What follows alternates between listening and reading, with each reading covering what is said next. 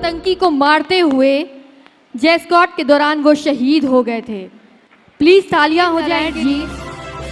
Bomb disposal करने के दौरान शहीद हुए थे और उसके बाद यानी कि मरणोपरांत उन्हें मेडल से सम्मानित। जो वाइफ है स्वर्गीय शिव पूजन द्विवेदी जी की, जो कि आतंकियों को ढेर करते हुए शहीद हो गए थे जम्मू एंड कश्मीर में।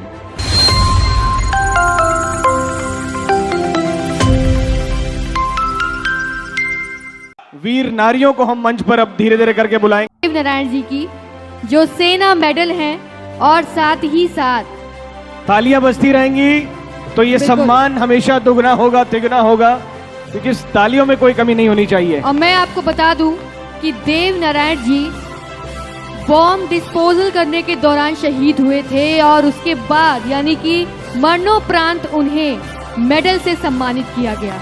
तो प्लीज आप इनका सम्मान अपनी तालियों के साथ में बनाए रखें प्लीज। सुशीला जी मंच पर हैं, तालियों से स्वागत करिए, अभिनंदन करिए। बॉम्ब डिस्पोजल के साथ ही साथ देव नारायण जी स्वर्गवास यानी कि शहीद हुए और साथ ही साथ उन्हें ये सम्मान प्राप्त हुआ मरणोपरांत।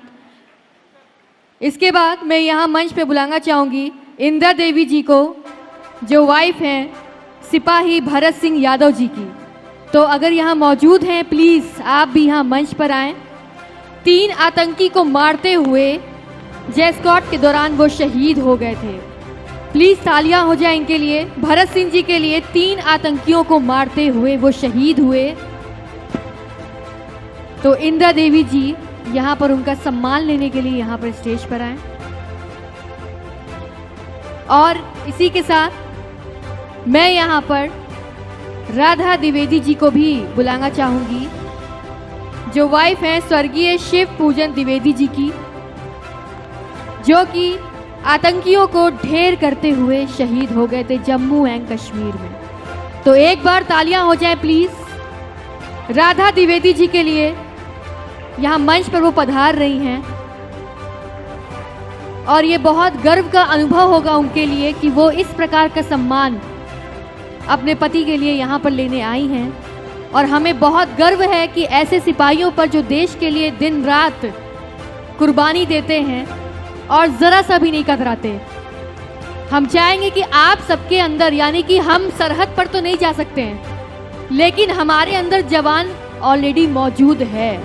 यानी कि अगर आप ज़िंदगी में अपनी परेशानियों का खुद ही निवारण कर लें मजबूती के साथ में और आगे बढ़े अपने मार्ग की ओर, तो आप खुद ब खुद एक वो जवान है जो कभी हार नहीं सकता। तो साथ ही साथ मैं आपको याद दिला दूं कि आज यहाँ पर 21 ऐसे सैनिक भी मौजूद हैं जिन्होंने करगिल युद्ध के दौरान अपने अदम्य साहस का परिचय दिया था। मैं उनको भी जल्दी जल्दी इस ब्रेक के बाद उनको मैं आमंत्रित करूंगा। अभी यहाँ पर आपकी तालियां बजे प्लीज हमारी 5 नारियों के लिए। जी बिल्कुल, तालियों के साथ में। समय वो हवलदार है और दिल्ली में पोस्टिंग है। मैं उन्हीं के पास रहती हूँ। ये भैया के कहने पे, सर के कहने पे मैं दिल्ली से स्वयं इस कार्यक्रम के लिए आई हूँ। बस इनको मैं बहुत बहुत धन्यवाद देती हूँ कि आज इन्होंने हम लोग को याद किया इस समारोह में, इस भरी सभा में। मैं इनका बार बार कोटि कोटि नमन करती हूँ।